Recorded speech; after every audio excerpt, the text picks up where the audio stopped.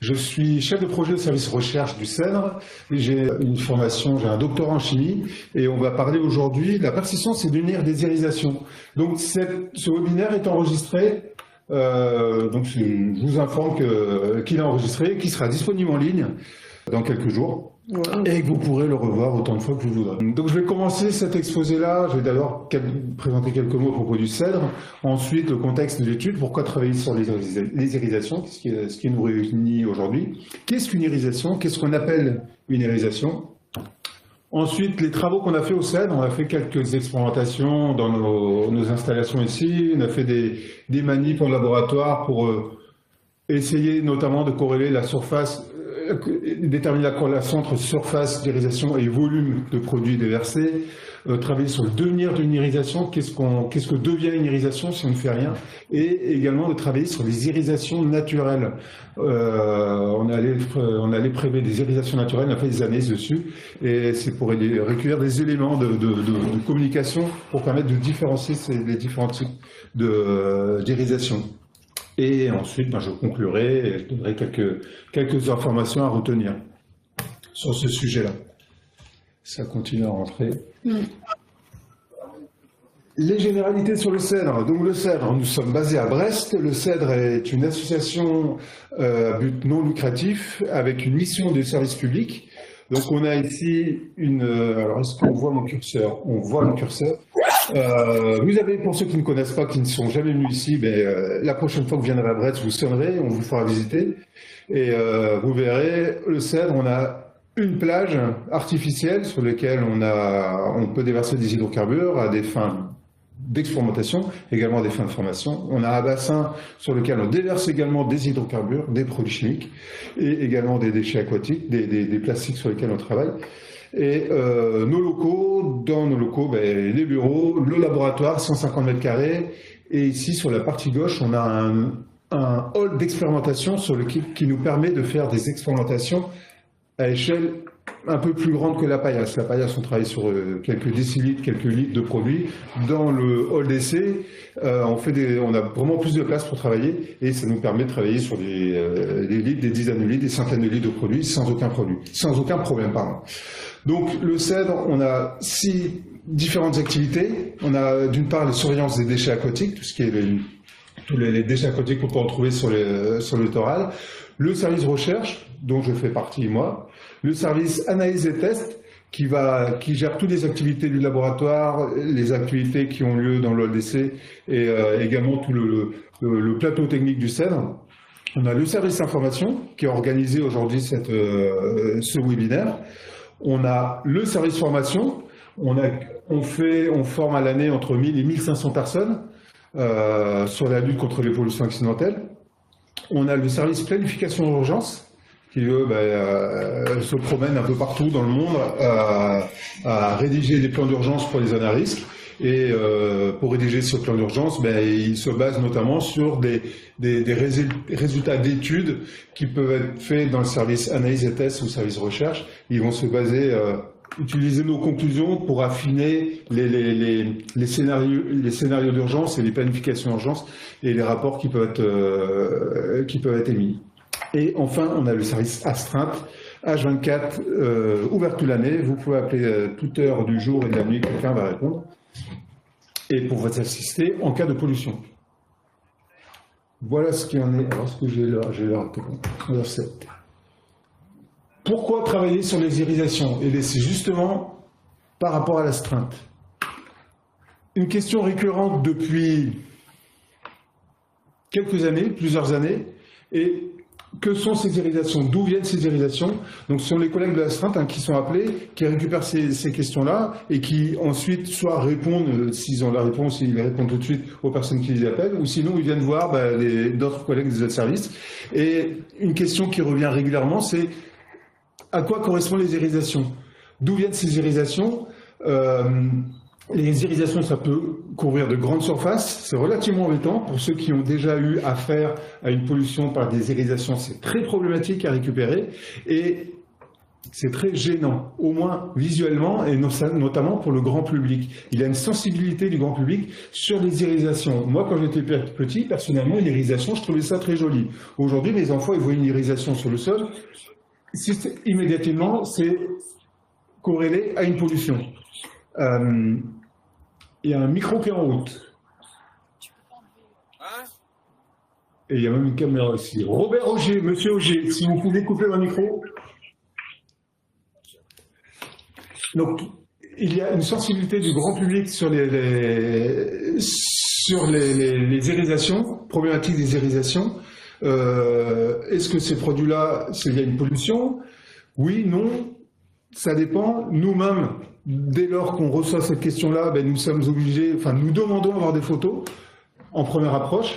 C'est une des façons pour nous déjà pour identifier si c'est lié à un déversement d'hydrocarbures ou si c'est un phénomène tout à fait normal, tout à fait naturel. Donc en première approche, on peut déjà sur la base des photographies offrir, enfin de donner une première réponse. Ensuite, quand ça devient un peu plus compliqué, là on va partir sur une phase d'échantillonnage. Dès lors qu'on fait face à un déversement, à une présence d'irisation, que devons-nous faire? Comment agir sur une irisation? Ce que je disais juste avant, donc, récupérer une irisation, ça pose des problèmes. C'est très long et avec un succès qui est très relatif. Donc, que devons-nous faire si on décide de ne rien faire? Que va devenir l'irisation? Est-ce que l'irisation va persister ou est-ce qu'elle va se dégrader? Et donc, suite à l'ensemble de ces questions-là, il a été décidé, il y a déjà 3 ans de ça, de consacrer un peu de notre temps spécifiquement sur les irisations. Nous étions les premiers à l'astreinte au cèdre, à dire, dès lors que les personnes étaient confrontées à une présence d'irisation, à leur dire, non mais ne vous inquiétez pas, les irisations, c'est un faible volume, ça va disparaître. Mais avec le temps, on s'est aperçu que cette réponse-là ne suffisait pas. Il fallait avoir plus d'éléments de communication et des éléments fondés notamment sur des résultats d'expérimentation, des résultats d'études. Et nous-mêmes, quand nous nous sommes déplacés sur des pollutions à droite ou à gauche, on a bien vu que la gestion des irisations qui, il y a encore 10-15 ans, ne posait pas de problème, se concentrer sur le plus gros de la pollution, les irisations étaient laissées de côté, il suffisait de dire non, ne vous inquiétez pas, ça va disparaître. Aujourd'hui, les irisations, ça n'est pas un problème, et là, ça ne suffit pas. Il faut vraiment essayer de faire quelque chose sur les irisations. Et si on ne peut rien faire, eh bien, il faut montrer pourquoi on ne fait rien et pourquoi il faut consacrer du temps sur les parts les plus importantes, les volumes les plus importants de la pollution, et pas nécessairement sur ce microfilm-là. Alors, je commence sur qu'est-ce qu'une irisation? Donc, les irisations. En fait, l'apparition des irisations est liée au phénomène d'étalement. Vous prenez un hydrocarbure, un liquide typique hydrocarbure, déversé sur une phase liquide. En fait, dans un premier temps, cet hydrocarbure-là va s'étaler du fait de son poids, du fait de la force de gravité, en fait, ce qui fait que le produit va déverser sur un plan d'eau, va s'étaler en fonction de sa densité. Et cet étalement se fait en opposition à la viscosité de l'eau. On a un premier phénomène d'étalement lié à la densité même du produit, et on a un second phénomène qui rentre en jeu et qui dépend des tensions de surface entre le liquide et l'air, le liquide et l'eau, et l'air et l'eau.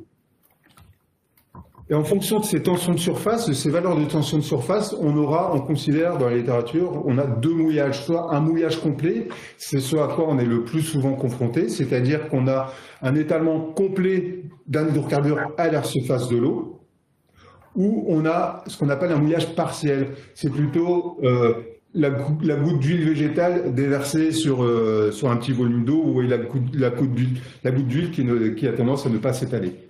Donc quand on travaille sur les hydrocarbures, on a un étalement qui est très important du fait du volume de produit qui arrive à la surface de l'eau, qui donc va s'étaler, et également du fait de ces compétitions entre tensions de surface qui fait que l'hydrocarbure aura tendance également à s'étaler. Une fois que le produit est étalé, pour les nappes épaisses, l'apparence de la nappe va dépendre de la composition chimique du produit. Un fioul lourd, hydrocarbure noir, va donner une nappe noire. Un gasoil ou une essence qui sont des produits limpides vont donner des nappes limpides, transparentes. Ça va également dépendre de l'observateur, de la luminosité, notamment la couverture nuageuse. Aujourd'hui à Brest, ouais, c'est plutôt, on a un peu de ciel bleu, un peu de nuages. Si on déverse un hydrocarbure sur notre bassin ici, on va voir en fait un reflet de cette couverture nuageuse. On aura une nappe qui sera plutôt entre bleu clair et gris. Si demain, ils ont prévu la pluie, demain, un hydrocarbure, un gasoil déversé sur notre bassin ici, la nappe sera complètement grise. Donc ça dépend vraiment de la luminosité et la couverture nuageuse. Ça va dépendre également, pour les nappes les plus épaisses, de l'agitation de surface. L'agitation, déjà, peut fractionner les nappes et peut aussi donner ce qu'on voit ici sur la photo du bas, où vous voyez que le front de nappe est un peu haché. On n'a pas une nappe circulaire, mais en fonction du courant et l'agitation de surface, on va pouvoir avoir un étalement des nappes qui est compromis. Et certains endroits de la nappe épaisse, à d'autres endroits, elle sera plus étalée. Et enfin, ça va également dépendre de l'étalement des nappes. Et au fur et à mesure de son étalement, la nappe devient de plus en plus fine. Et une fois que la nappe est suffisamment fine, on considère que pour des épaisseurs de nappe inférieures à 0,30 microns, on a une photo ici d'une nappe de cette épaisseur-là, justement, et on a un reflet. En fait, la lumière blanche est reflétée à 99,9% par ce film d'hydrocarbures à la surface de l'eau. On a une faible partie qui est absorbée par l'eau, et sinon, ça agit vraiment comme un miroir. Donc, si vous êtes en extérieur, ciel bleu, vous verrez une nappe bleue pour des films les plus fins. Couverture nuageuse, vous verrez une nappe grise, toujours pour ces films les plus fins. Si l'épaisseur a tendance à augmenter, pour les nappes un peu plus épaisses, là, on a un phénomène de diffraction de la lumière qui agit et qui va nous donner ces fameux arcs-en-ciel, ces fameuses, ce qu'on appelle, nous, qui sont les irisations. Et c'est la formation, la présence de cet arc-en-ciel, là, la séparation de couleurs de la lumière blanche, en fait, est liée à un phénomène de diffraction de la lumière. Donc, vous avez ici, sur ce schéma, la nappe d'huile qui fait entre 0,30 microns et 5 microns, la nappe d'eau en dessous, et vous avez la lumière blanche, le rayon R1 qui rentre dans l'eau, qui est diffracté au niveau de l'interface entre l'air et l'huile, et diffracté dans les différentes longueurs d'onde qui composent la lumière blanche. Donc je ne les ai pas toutes faites ici, mais je reprends mon curseur. On voit une diffraction ici, donc une séparation des longueurs d'onde qui composent la lumière blanche. Et ensuite, on a un phénomène encore miroir qui se fait à l'interface huile-eau et qui va réfracter les différentes longueurs d'onde vers la surface. Et arrivé à la surface, on a une nouvelle diffraction de ces rayons, et ce qui explique cette séparation, la séparation de la lumière blanche qui intervient dans la couche d'huile et qui est répercutée à la surface. Et en plus de ça, on a des interférences entre les différentes longueurs d'onde à l'intérieur de la couche d'huile, et ce sont ces interférences-là qui auront tendance soit à magnifier certaines couleurs, on pourra avoir à certains endroits plus de rouge, plus de vert, plus de bleu, et à d'autres endroits à diminuer l'influence de certaines couleurs. Et ça explique l'apparition de cet arc-en-ciel-là. Donc l'arc-en-ciel, si vous avez déjà eu l'occasion, vous avez certainement eu l'occasion de voir ces arcs-en-ciel se former non seulement, notamment quand vous faites tomber une goutte d'essence ou de super quand vous faites le plein de votre voiture, vous voyez tout de suite, l'arc-en-ciel qui apparaît. L'arc-en-ciel n'est pas lié à une séparation des composants qu'on peut retrouver, des composants chimiques qu'on peut retrouver dans un hydrocarbure. C'est uniquement un phénomène d'étalement et de diffraction de la lumière. C'est un phénomène physique.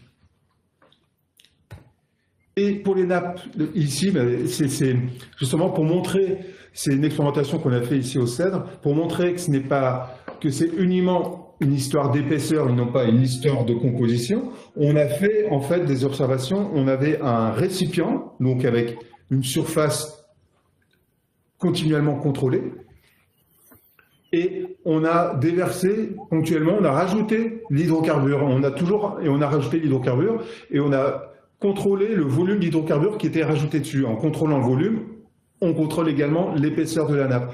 Et on voit ici, au fur et à mesure de l'ajout d'hydrocarbures et pour des conditions de lumière constante, on voit que la coloration de la nappe évolue. Donc avec ma collègue avec qui on a fait ça, on était assez contents de nous d'avoir réussi à reproduire comme ça en enceinte fermée ce phénomène de diffraction de la lumière et ce phénomène d'évolution de la couleur en fonction de l'épaisseur. Je le répète bien, c'est vraiment en fonction de l'épaisseur qu'on a une évolution de la couleur et non pas en fonction de la composition chimique du produit. Il y a un micro qui est ouvert chez Laura et chez Frédéric MDDTL 29. On a un retour de son en fait.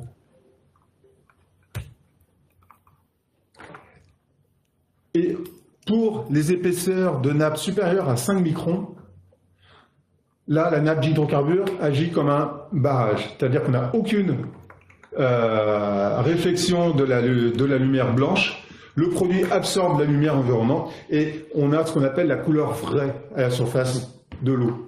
Et vous voyez ici différents types d'hydrocarbures. Vous avez un fluide lourd, pourtant c'est vraiment une micro-boulette de fluide lourd qui avait été déversée ici chez nous. Et vous voyez, le fluide lourd, c'est un produit qui est bien noir, qui reste noir à la surface de l'eau. Et on voit sur la périphérie de cette micro-boulette-là, le produit commence à s'étaler et on voit la fameuse, le petit arc-en-ciel qui apparaît ici. Et derrière, on est plutôt sur du reflet, quelque chose de gris argenté, quelque chose de métallique. Ici, un pétrole brut émulsionné qui a une vraie couleur marron clair, on appelle ça une mousse au chocolat. Le produit ne s'étale pas, il reste compact à la surface de l'eau et on voit vraiment la couleur vraie du produit. Et ici, ça c'est un déversement avec du gazole et qui est intéressant parce qu'on a tous fait le plein de nos voitures, c'est que le gazole, c'est un liquide jaune limpide et déversé en grande quantité. Là ici, en fait, on était dans un étang, on avait entre 15 et 20 cm de diesel à la surface de l'eau. Et en fonction de l'endroit où on se situait par rapport à la nappe et par rapport à la diffraction de la lumière, on voyait que la coloration pouvait changer. Il y a Laura, si vous pouviez éteindre votre micro, on entend, il y a du bruit derrière. Je ne sais pas si c'est Laura de chez nous. Non, il ne doit pas être là. Je continue. Alors ces données-là, on les a... Donc ça, c'est ici de la littérature. On a réussi à en reproduire quelques-unes chez nous, mais on les retrouve également notamment dans un des guides CEDRE qui a trait à l'observation aérienne des pollutions. C'est ce qu'on appelle également le code d'apparence de l'accord de Bonn, qui date de 2004, qui s'est basé sur des résultats d'expérimentation également, et qui a défini un peu les différents codes de couleurs utilisés pour qualifier une nappe d'hydrocarbures qui est observée. Et donc, ce qu'on appelle irisation, ça correspond au code 1 et au code 2, c'est-à-dire reflet gris argenté et arc-en-ciel. En France, ce qu'on appelle irisation, je répète, c'est vraiment le code 1 et le code 2. Et le code d'apparence de l'accord de Bonn est intéressant parce que donc, il reprend les épaisseurs de nappe. Donc, un reflet, c'est entre 0,04 microns et 0,3 microns. Les arcs-en-ciel, c'est plutôt entre 0,3 microns et 5 microns. Au-delà de 5 microns, entre 5 et 50, on passe sur du métallique. Et pour chaque épaisseur de nappe, on peut également calculer le volume, la quantité d'hydrocarbures qui est présent à la surface. Donc ici, pour une épaisseur de nappe entre 0,04 microns et 0,3 microns, on peut estimer qu'on a entre 40 litres et 300 litres déversés par kilomètre carré. Donc, quand on reçoit au CEDRE des observations aériennes, des résultats de observations aériennes, et on fait ça au CEDRE, la Marine nationale le fait aussi, d'autres le font, on peut estimer comme ça, les fourchettes sont très très grandes, mais on peut estimer déjà par rapport à une dimension, par rapport à une surface de nappe, on peut estimer le volume d'hydrocarbures qui est réellement présent à la surface de l'eau. Et à partir de ces données-là, en fait, on a refait un fichier, un graphique qui est assez intéressant à garder sous le coude également. Sur ce graphique-là, en abscisse, vous avez le volume d'hydrocarbures qui démarre de 10 microlitres jusqu'à 100 mètres cubes, quand je vous disais que l'échelle était assez grande. Et en ordonnée, on a une surface de nappe, exprimée en mètres carrés. Donc si vous observez une nappe, imaginons un reflet argenté, qui fait 1000 mètres carrés, vous pouvez, avec ce graphique-là, remonter en fait au volume qui est le volume qui est compris au niveau de cette nappe-là. Bon, vous me direz, une nappe, c'est jamais complètement homogène, effectivement. Vous avez sur la droite une représentation schématique d'une nappe, et bien souvent, ce qu'on récupère, les données qui sont émises dès lors qu'il y a une observation de nappe, les données, ça sera, on aura du code 1, par exemple ici, 70% de code 1, 24% de code 2, 3% de code 3 ou 4 et 5% de code 1. Toutes ces données-là, en fait, nous permettent quand même de revenir et d'affiner l'estimation de volume d'hydrocarbures qui génère ces nappes-là. Sinon, j'ai deux exemples quand même pour donner une idée en première approche, et exclusivement en parlant d'irisation. Si vous observez une nappe d'irisation, 500 mètres carrés d'irisation, sur ce schéma-là, en fait, ça correspond à un minimum de 20 millilitres, et ça peut aller jusqu'à 3 litres. Donc 500 mètres carrés d'irisation, c'est quelque chose de très impressionnant. Vous êtes sur les bords d'une rivière ou en pleine mer, vous voyez 500 mètres carrés, c'est pas petit 500 mètres carrés. Et pour autant, le volume qui entre en jeu est vraiment minime. On est entre 20 millilitres et 3 litres. Un autre exemple que j'aime bien, l'exemple des terrains de foot. On entend souvent un verre de gasoil, ça recouvre un terrain de foot, 2 terrains de foot, 3 terrains de foot. Je me dis, bah tiens, on va calculer. Donc un terrain de foot, alors j'ai pris les dimensions d'un terrain de foot selon la norme FIFA, parce que je me suis rendu compte que les dimensions d'un terrain de foot, donc là j'ai pris entre 75 mètres et 110 mètres. On est à quelque chose près, c'est le terrain de foot du Barça, là où sont allés jouer les Brestois la semaine dernière. Mais il faut savoir que les terrains de foot, ça peut varier énormément. Ça m'a vraiment surpris, du coup je profite, je vous donne l'information. La largeur d'un terrain de foot, c'est entre 45 mètres et 90 mètres. La longueur d'un terrain de foot, c'est entre 90 et 120 mètres. Donc il y a une différence qui est quand même assez énorme. Donc moi j'ai pris un terrain de foot énorme FIFA, donc on est à 7500 mètres carrés. Déversement de gasoil. Un gasoil, quand vous déversez, au niveau du point de déversement, on aura un arc-en-ciel, mais très rapidement, le produit s'étale et on tombe sur quelque chose d'argenté. Donc, si on considère uniquement le reflet argenté, dans mon calcul de nappe, si on a un terrain de foot de 7500 mètres carrés recouvert d'un film argenté issu d'un gasoil, on est entre 300 millilitres et 2 litres. Donc, 300 millilitres, c'est un peu plus qu'un verre de bière, et 2 litres, ouais, c'est une grosse bouteille d'eau. Et là, c'est uniquement du code 1, du reflet argenté, ce qu'on aura vraisemblablement le plus avec du gasoil. Toutes ces données-là sont issues de la littérature, et on s'est dit, ben, nous aussi, on va essayer de travailler sur les irisations et en reproduire chez nous.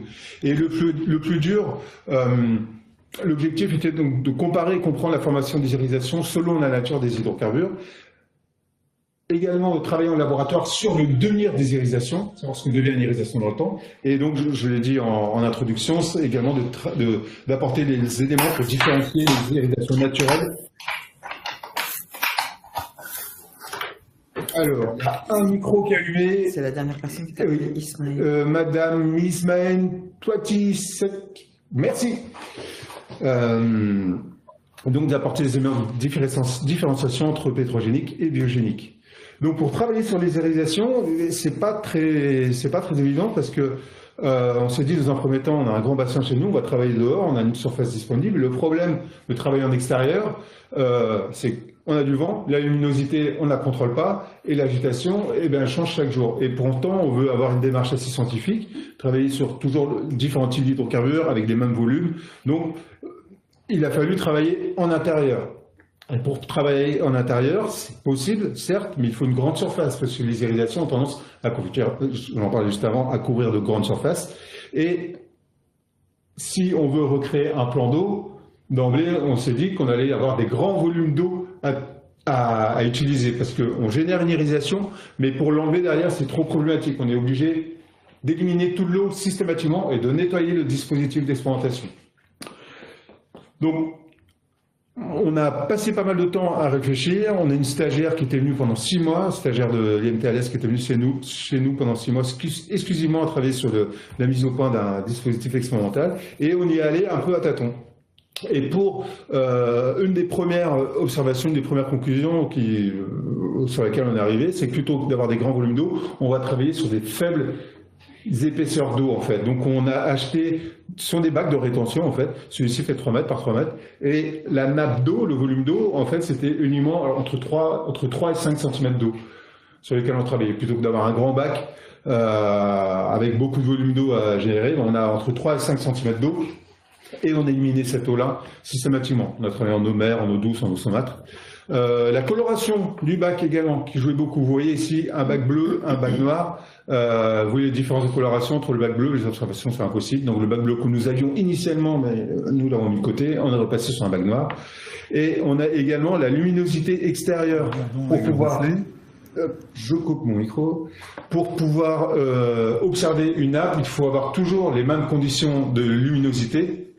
Et vous voyez ici, en passant un rayon, un éclairage au-dessus, en fonction de la position, on met en évidence la nappe ou alors la nappe est nettement moins visible. Hop. La toute première installation, je vais passer rapidement, on avait un bac posé par terre, une surface réfléchissante. Ce qu'on regarde, en fait, on regarde la nappe, mais ce qu'on voit, c'est le reflet. C'est la lumière blanche qui descend sur la nappe et qui est réfractée vers nous, vers nos yeux. Donc, on a mis une grande surface réfléchissante, une bâche blanche comme ça, et vous voyez ici, dans le bac en bas, on a une micro-nappe à la surface de l'eau. Ce test-là nous a permis de commencer à travailler, mais au final, cette surface réfléchissante ne réfléchissait pas suffisamment. On a changé de dispositif. Et on est passé sur un plastique, un autocollant en fait. En fait, c'est ce qui est utilisé sur les panneaux de signalisation au bord des routes. Le film réfléchissant qui est utilisé sur les panneaux de signalisation a la particularité de capter la lumière et de la réfléchir. Donc on a acheté des rouleaux de film réfléchissant comme ça qu'on a utilisé. Et plutôt que d'avoir un mur réfléchissant, on a mis une surface réfléchissante au-dessus de notre plan d'eau. Vous voyez notre collègue ici qui est en train de prendre une photo de la nappe et la surface réfléchissante, c'est ce panneau en bois.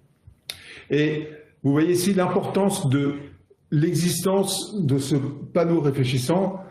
On a un front de nappe ici qui est marqué. En fait, dès lors qu'on n'a pas de surface réfléchissante, on ne voit quasiment rien. Par contre, dès qu'on a cette surface réfléchissante et qu'on applique une bonne lumière, on voit ces nappes et notamment ces irisations qui ressortent vraiment et qui nous permettent, nous, d'avoir des conditions de test rigoureusement identiques d'un test à un autre.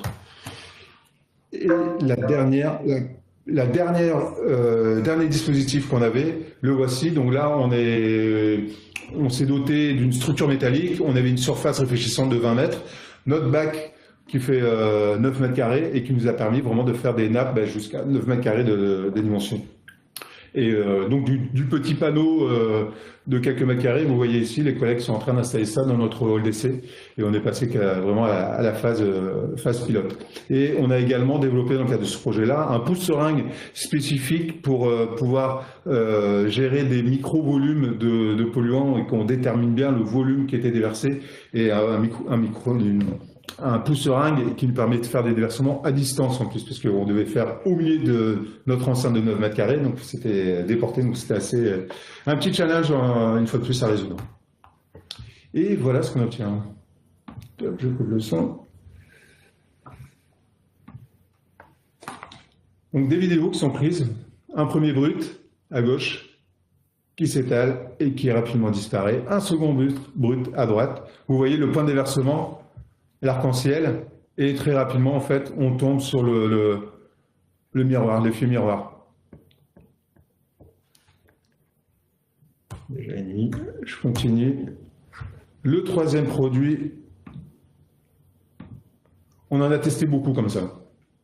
On a une bibliothèque qui est assez conséquente, une bibliothèque d'hydrocarbures, donc on a testé un peu tout ce qu'on avait sur la main. Et le quatrième produit, c'est un EMAG. C'est ester méthylique d'acide gras. C'est le bio que vous avez à la pompe aujourd'hui quand vous allez faire le plein de diesel. À la pompe, c'est du B7. Le 7 indique le pourcentage d'EMAG que vous avez dans le gasoil issu d'hydrocarbures. Et vous voyez ce produit-là, du fait de sa viscosité, qui a moins tendance à s'étaler. Ou son étalement est plus long, prend plus de temps. Donc à partir de ces déversements-là, on s'est fixé, en fait, on a observé le moment où la nappe n'avait plus tendance à s'étaler, et à ce moment-là, nous avons fait des captures de photos, et on a fait donc des prises de vue, on avait des petits repères en fait à la surface à l'intérieur du bac qui nous permet ensuite de recalibrer les dimensions, et on avait un logiciel qui permet ensuite de délimiter le pourtour de la nappe et de calculer sa surface. Et voilà le genre, je ne vais pas les passer en détail, hein, mais voilà le genre un exemple de résultat que nous avons pu obtenir. Donc en abscisse, nous avons le volume d'hydrocarbures déversé, et on a ordonné la surface en mètres carrés. Et chaque couleur en fait correspond à un produit, à un hydrocarbure qui a été déversé. Les produits qui ont donné une pente élevée montrent un fort étalement. C'est-à-dire que on déverse des petites quantités d'hydrocarbures, et à chaque fois qu'on déverse un hydrocarbure, la taille de la nappe augmente de façon très importante. Et d'autres produits, vous avez beau augmenter, mettre de plus en plus d'hydrocarbures, en fait, on voit que l'étalement n'augmente pas. Et ça montre, c'est vraiment lié à la composition chimique des produits et à leurs propriétés physiques, notamment les produits visqueux, bien entendu, ont moins tendance à s'étaler qu'un produit liquide, et également à la composition de certains produits. On a les produits, notamment les produits paraffiniques, qui ont tendance à figer à certaines températures, et on peut, sur les bases de leur étalement, comme ça, voir différencier les produits en fonction de leur composition et de leurs propriétés physiques. Et ces données-là, ensuite, on les a reprises et réintégrées dans le code d'apparence de l'accord de Bonn. Et donc, on voit en fait qu'ici, chaque droite qui est émise, donc elles sont toutes ici superposées, on voit qu'on a une bonne corrélation entre nous, ce qu'on a utilisé, les données qu'on a pu retrouver à notre échelle, et les données qu'on retrouve dans le code d'apparence de l'accord de Bonn, alors qu'on travaille sur des données qui vont jusqu'à 100 mètres cubes et à plus de 10 km². Donc sur des expérimentations qui sont faites à petite échelle par rapport à ce qu'on peut avoir ici, dans le code d'apparence de l'accord de Bonn, on arrive à partir de ces résultats-là à retrouver ce qu'on pourra avoir si on travaille à plus grande échelle, et potentiellement on arrive à retrouver ce qu'on pourrait avoir en mer si on a un déversement de grandes quantités d'hydrocarbures. Donc on avait une bonne concordance et on était assez fiers de nous quand même. Hop. Le devenir d'une irisation. Que devient une irisation si elle est maintenue dans l'environnement? Donc pour étudier le devenir des irisations, on a simulé en laboratoire des processus de vieillissement.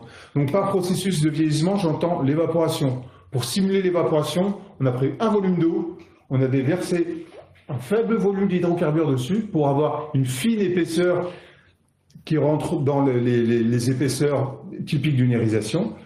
On l'a soumis à un flux d'air permanent sur une durée de 4 semaines. Photoxydation, on a pris le même récipient, on l'a mis sous l'influence directement des rayonnements solaires.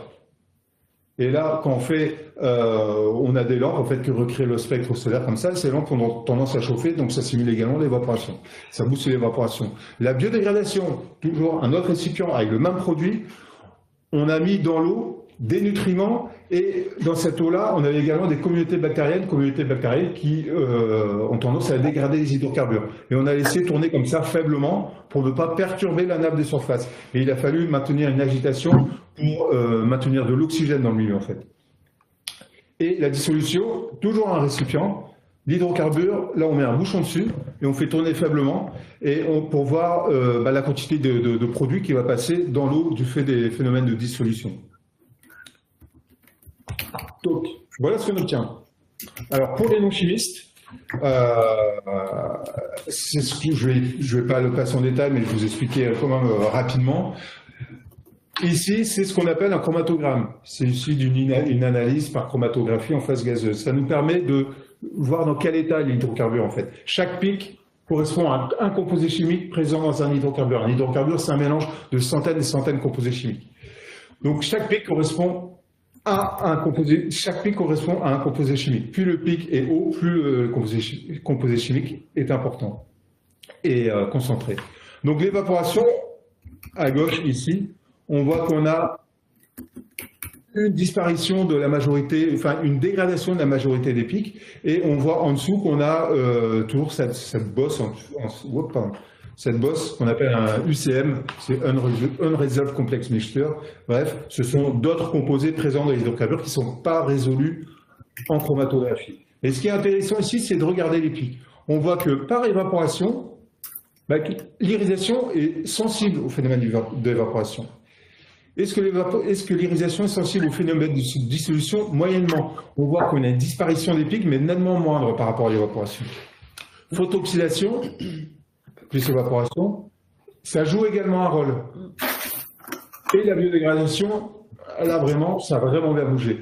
Donc, c'était assez intéressant parce que, avant cette étude-là, on était les premiers à dire ne vous inquiétez pas, les irisations, ça va disparaître sous l'effet du soleil, ça va disparaître du fait de l'évaporation. Pourquoi on avait ce raisonnement? Parce que l'irisation, elle est à la surface de l'eau. C'est un film fin qui couvre une grande surface et on sait que plus un produit est allé, plus il aura tendance à s'évaporer. Parce que la surface d'échange avec l'atmosphère est importante. Plus un produit est étalé, plus la surface exposée au soleil est également grande. Et pour autant, on voit qu'ici, en fait, la photooxydation n'est pas agie. Par contre, ce qui était très intéressant, encore de nouveau, c'est la biodégradation. On ne pensait pas qu'une biodégradation pouvait agir comme ça sur un film de surface. On aurait plutôt pensé que la biodégradation, il faut vraiment une gouttelette d'hydrocarbures, les bactéries vont se fixer dessus et vont dégrader l'hydrocarbure. Mais non, à la surface de l'eau, on a pu mettre en avant une biodégradation significative. Donc les bactéries se sont développées à l'interface entre l'hydrocarbure et à la surface de l'eau plutôt, là où il y a l'hydrocarbure, et ont dégradé cet hydrocarbure-là. Donc ça, c'était une bonne nouvelle, parce que ça veut dire vraiment que le milieu va contribuer à l'élimination progressive, mais également du fait de la biodégradation. Donc l'hydrocarbure présent à la surface d'un film, sous la forme d'un film fin, est sensible aux différents processus de vieillissement, dont la biodégradation, et même si on considère tous ces processus individuellement. Différenciation entre les irisations pétrogéniques et les irisations biogéniques. Je pense que ça va intéresser beaucoup de monde, parce que cette question-là, dans le cadre de nos stages de formation, on nous la pose souvent. Donc voilà si je peux dire, de magnifiques photos, parce qu'il n'y a pas de pollution sur ces photos-là.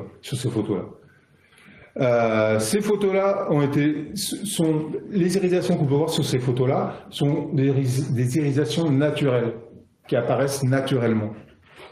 Donc, il faut bien savoir qu'irisation ne veut pas toujours dire pollution. Et quelques éléments pour les différencier. Si vous avez un doute, il y a des tests assez rapides à faire pour identifier une irisation biogénique. Vous voyez ici, vous avez deux photographies qui ont été faites le même jour sur la même mare. Et je les ai remis ici. Pourquoi? Parce que c'est vraiment pour montrer que ça dépend de la couverture nuageuse. Vous voyez ici, couverture nuageuse, l'irisation est grise, et la même irisation, une fois que les nuages sont allés, et l'irisation est complètement bleue. Donc, déjà, quand on nous dit par téléphone, quand les collègues d'astreinte, de dire il y a une irisation bleue, il doit faire beau chez eux. En général, c'est vraiment dépendant de la couverture nuageuse. Et les irisations biogéniques sont fragiles, vous pouvez les fractionner. Vous les secouez avec une brindille, avec un crayon, avec un caillou, vous arrivez à fractionner. Vous voyez ici, on a vraiment une pellicule non élastique qui se fragmente et on a vraiment l'effet brise-glace sur cette photo-là, où on voit qu'on a des micro-fragments micro-fragments d'irisation on n'a aucune élasticité, ça ne se reforme pas en fait. Et cette photo-là, qui a été faite par une collègue du CEDRE en Islande, donc ça, faites-le. Et j'ai mis sur le précédent slide, j'avais bien mis, c'est généralement métallique bleu, et vous voyez ici, l'irisation était tellement... l'épaisseur était suffisamment importante pour qu'on ait une diffraction de la lumière et qu'on ait cet arc-en-ciel-là. C'est la première fois qu'on a réussi à avoir une irisation naturelle de couleur arc-en-ciel. Et c'est uniquement une histoire d'épaisseur. Et je remets la vidéo parce qu'elle est vraiment intéressante et c'est quelque chose que tout le monde peut faire. Ça se fragmente et ça ne recoalesce pas. Et à l'inverse, l'irisation pétrogénique liée à un déversement d'hydrocarbures, elle est élastique. Donc on a le reflet souvent arc-en-ciel au niveau du point de déversement, et qui a tendance, si vous troublez un peu la surface de l'eau, l'irisation s'écarte et elle se reforme. On a une élasticité en fait. Donc c'est vraiment deux moyens, deux exemples d'actions qui peuvent être entreprises pour faire une levée de doute rapide. Et si le doute persiste, vous pouvez faire des prélèvements. Et pour ceux qui ont déjà fait la récupération d'irrigation ou du prélèvement d'irrigation, vous savez que c'est pas simple. Donc on peut utiliser une bouteille pour prélever le film de surface. Vous immergez la bouteille, vous renversez la bouteille, vous enlevez le bouchon, vous renversez la bouteille, vous immergez, vous remontez votre bouteille à la surface et vous la faites affleurer comme ça à la surface de l'eau. Ceux qui l'ont déjà fait savent très bien que dans la bouteille, vous avez 99,9% d'irisation, vous ne savez même pas, 99,9% d'eau, et vous ne savez même pas, vous n'arrivez même à peine à voir si vous avez pris des irisations parce qu'elles adhèrent immédiatement sur les parois du verre. Donc nous, ce qu'on utilise maintenant depuis quelques années, sont des films Téflon.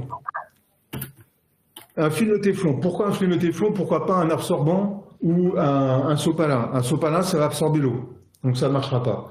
Un absorbant, c'est intéressant, parce que c'est un absorbant à hydrocarbures, je veux dire, ça n'absorbe pas l'eau. Par contre, l'absorbant, en général, il est fait de plastique, et quand on va faire l'analyse derrière, ça va relarguer tous les additifs de plastique qui sont présents dans l'absorbant, et nous, quand on fait des analyses, on ne voit que le plastique, on n'arrive pas à voir l'hydrocarbure. Donc un film Téflon, ça retrouve, on en a ici en laboratoire en bonne quantité. C'est assez simple, il suffit, vous voyez sur les photos ici, vous appliquez le film Téflon, ça adhère, vous le remontez et on voit sur la photo du milieu, en fait, on voit l'endroit où était présent le film de Téflon. Donc comme quoi ça a bien marché. Et l'irisation était assez importante parce que le film Téflon est bien chargé. L'extraction est rapide au laboratoire, on prend le film Téflon, on le fait trempouiller dans du solvant, ça va vite. Et par contre, il est très important de pré-rincer au solvant ce film Téflon-là, donc de le faire pré-rincer par un laboratoire. Et pour éliminer, on a toujours également des additifs de plastique, notamment des phtalates, qui, si on fait l'extraction, si on n'a pas éliminé les phtalates avant, on va se retrouver avec un beau pic de phtalates dans la chromato et ça peut être embêtant. Et dès lors qu'on a fait les extractions des films Téflon, vous voyez ici, de nouveau un chromatogramme d'un pétrole. On a un beau chromatogramme avec les pics qui sont bien répartis. Enfin beau, moi je trouve beau, à force de travailler dessus. Mais les pics on a une distribution qui est harmonieuse avec les composés sur lesquels on travaille toujours, sont les alcanes, les composés aromatiques. Et à côté, sur la droite, une irisation biogénique. C'est beau aussi, mais c'est nettement moins harmonieux. Et on voit qu'on a certains pics présents. Et en fait, avec nos appareils, notamment en chromatographie en phase gazeuse, avec une détection par spectrométrie de masse et d'autres GCMS, on peut après aller identifier spécifiquement certains pics. Et pour ce cas-là, nous avons identifié dans ce chromato-là des alcènes qu'on peut retrouver dans les végétaux, des acides gras insaturés qu'on retrouve dans les tissus de poissons. C'était une irisation qui a été faite en fait au bord d'une plage. Et on a également des composés, une famille des triterpénoïdes. Et c'est ce qu'on retrouve beaucoup dans des plans d'eau sur lesquels on a des cyanobactéries, donc développement de bactéries qui font un film bactérien à la surface de l'eau comme ça. Et c'est vraiment typique, c'est ce qu'on retrouve souvent en tant qu'irisation naturelle. Donc à retenir sur les irisations, ça fait 45 minutes que je parle. Les irisations sont des films organiques fins jusqu'à 5 microns d'épaisseur. Donc irisation, c'est code 1, code 2. Reflet argenté et irisation et arc-en-ciel. La coloration dépend de l'épaisseur, des conditions de désorbation. Donc c'est lié à l'épaisseur, ce n'est pas lié à la composition du produit. Ils sont sensibles au processus naturel de dégradation, donc ça va se dégrader dans le temps. Ça peut prendre du temps, mais ça va se dégrader dans le temps. Et la différenciation entre les irisations d'origine pétrolière et les irisations naturelles sont possibles visuellement, le test de la brindille, et également par analyse, dès lors que le doute persiste. Et la question que tout le monde se pose, que doit-on faire? Récupérer des irisations. Donc, pour avoir essayé de le faire, ne rien faire, c'est difficilement admis par le grand public. Donc il faut faire quelque chose. Et essayer de récupérer des irisations, c'est long. Là, ici, sur ces photos-là, c'est ma collègue Karine qui fait une récupération d'irisation avec un absorbant.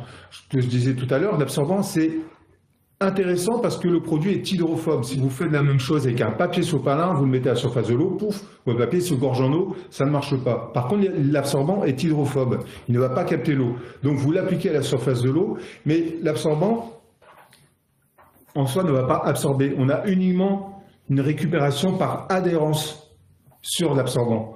On avait essayé également un grand pad en téflon. On s'est dit, et on en avait parlé autour de nous, et on nous avait donné un film téflon d'une grande dimension, et on l'a testé comme ça, en se disant peut-être que le téflon sera plus intéressant. Au final, avec un film téflon ou avec un absorbant classique, on a le même résultat. Ça adhère dessus. Et vous voyez ici, on voit bien que c'est quelque chose de pétrogénique, parce que Karine a récupéré une bonne quantité d'irisation sur la feuille, mais pour autant, vous voyez, il en reste autant en dessous. On a juste une différence de couleur qui montre qu'avec l'absorbant, on a poussé l'irisation et on retombe dans de l'arc-en-ciel. Et donc, c'est pas la tête de Karine ici, hein, vous l'aurez deviné, mais pour être là au moment où elle a fait ça, pour vous dire que on récupère quelque chose, mais au final, on récupère très très peu et on déploie beaucoup d'énergie pour récupérer très très peu. Et quand on voit les volumes de produits DLRC et le volume d'absorbant qui est utilisé pour le récupérer, on peut se poser la question, mais doit-on vraiment essayer de le récupérer? On se pose la question et on continue à se la poser. Et justement, ça fait partie des perspectives. En 2025, nous avons différents projets qui sont plus ou moins sur les rails, notamment dans le cadre de la programmation technique du CEDRE. On espère pouvoir tester des matériaux drainants. Peut-être certains l'ont déjà testé, de mettre un absorbant au fond d'une épuisette. Vous mettez votre absorbant, vous faites passer votre épuisette comme ça. Ça ne marche pas. Pourquoi? Parce que l'absorbant, il va faire barrage. Votre eau est bloquée dans votre épuisette, dans le cul de votre épuisette. Même en mettant l'absorbant en fragments, l'eau va rester bloquée dedans et c'est pas très efficace. Donc il faudrait utiliser des matériaux drainants qui laissent passer l'eau librement. On en a testé un l'autre jour, et c'est vrai que ça existe. On a des matériaux comme ça, des sortes de géotextiles très drainants. L'eau passe dedans, et on espère que ces matériaux-là puissent également capter l'hydrocarbure, capter l'irisation. Il existe également des récupérateurs spécifiquement développés pour récupérer les films fins. On a une photographie ici d'un récupérateur comme ça, et on voit l'irisation qui est vraiment en train de s'écouler qui est en train de s'écouler à l'intérieur du récupérateur. Donc ça marche bien. Par contre, dès lors qu'il y a des vagues, ça sera plus problématique. Mais mettre dans les infrastructures portuaires, en zone portuaire, ça peut être intéressant. Traitement d'irisation. Devons-nous appliquer un dispersant sur des irisations? Vous appelez au CEDRE aujourd'hui, on va vous dire non. Pourquoi on n'applique pas de dispersion sur les irisations? Parce qu'on ne veut pas déplacer la pollution de la surface vers la colonne d'eau. Encore plus, si vous êtes en zone portuaire, faites ça en zone portuaire, la dilution sera moins importante. C'est quelque chose qu'on ne préconise pas. Mais pour autant, ça ne nous empêche pas d'y réfléchir. Donc on a une action l'année prochaine qui est sur l'utilisation de dispersion en eau douce. Donc on entend beaucoup de réflexions qui viennent de droite et gauche, donc on va commencer à y réfléchir. Enfin, c'est pas commencer, ça fait déjà un moment qu'on y réfléchit. Et ne rien faire, si on ne fait rien, donc l'irrigation, on a vu que ça va se dégrader, ça prend du temps. Combien de temps? Ça prend du temps, ça dépend du milieu. Et on a une action en cours l'année prochaine qui va porter sur jusqu'à où devons-nous nettoyer. Nettoyer plus blanc que blanc, mais non, c'est pas la bonne solution. Mais jusqu'à où devons-nous nettoyer? Quels sont les seuils de pollution qu'on peut laisser dignement volontairement dans l'environnement, et en se basant sur les connaissances et sur le fait qu'on sait que ça va se dégrader dans le temps. Voilà. Donc le sujet, on a travaillé dessus depuis quelques années, et vous voyez que c'est toujours d'actualité. On va continuer à travailler dessus, mais au moins maintenant on a un peu plus d'éléments de communication sur les irisations. Vous avez notamment, c'est tout ce que je vous ai présenté aujourd'hui. En fait, c'est déjà présent sur 5 pages, résumé sur 5 pages. On a mis ça dans un rapport d'étude et on va voir peut-être le mettre maintenant sur le site internet du CEDRE à disposition de tout le monde. Et il est 11h52. Je vous remercie. Et je vous montre ces deux photos-là. La celle de gauche, c'est pas moi qui l'ai faite. J'aurais bien aimé la faire, je ne vous le cache pas. Mais c'est pas moi qui l'ai faite. J'avais pris lors d'un congrès comme ça. Par contre, celle de droite, c'est nous qui l'avons faite. C'est notre bassin, c'est chez nous. Je vous remercie. Je vois pas le chat. Est-ce qu'il y a des questions? comment mesurez-vous l'épaisseur sur ce test? Bon, l'épaisseur, j'ai répondu, on a un traitement d'image.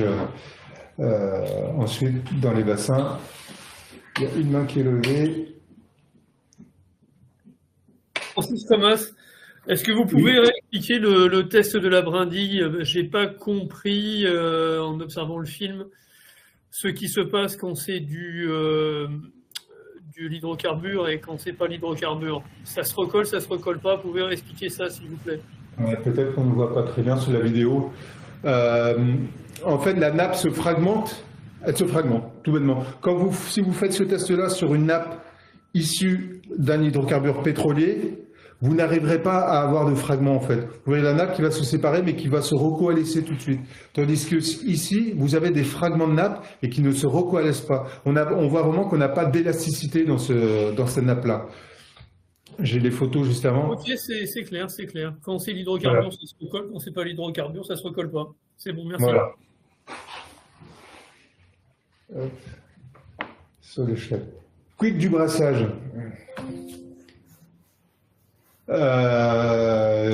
Quid du brassage? Ben, ça, c'est la dispersion de brasser nickel. Si on brasse mécaniquement, ben ce sont vous voyez, c'est un collègue du CEL qui pose la question, comme quoi les réflexions sont vraiment en cours au CEL. Une aération serait-elle utile pour activer le vieillissement? Si on est dans un milieu, oui. Si on est dans un milieu sur lequel il n'y a pas suffisamment d'oxygène, en ça pourra activer la biodégradation, ou d'autant plus que ça va en plus faire une agitation de surface, donc ça aura tendance à plus étaler le produit et le faire disparaître de la surface. Peut-il observer des irisations biogéniques aussi dans l'eau de mer? Les irisations biogéniques en eau de mer, sur le littoral, oui. En pleine mer, je ne pense pas. En tout cas, on n'a jamais eu de remontée d'informations comme ça. Aurons-nous un point sur l'avancée de vos travaux en 2025 sur cette forme de webinaire? Eh bien, on prend la demande. On note cette demande-là. Mais on fait d'autres webinaires sur le 4e webinaire du CEDRE cette année. Et on en fait d'autres sur d'autres thématiques. Il y a une question sur le méthanol. C'est à tester en fait des produits chimiques, ça dépend vraiment. Certains produits chimiques peuvent donner des irisations. Le méthanol, on ne l'a pas testé, mais on a testé d'autres produits. Mais je ne pense pas que ça va s'étaler suffisamment. Et puis ça va s'évaporer. N'hésitez pas à nous contacter si vous avez d'autres questions. Je vais vous remercier. Je vais vous souhaiter un très bon appétit, de très bonnes fêtes de fin d'année. On est le 2 décembre, on peut commencer.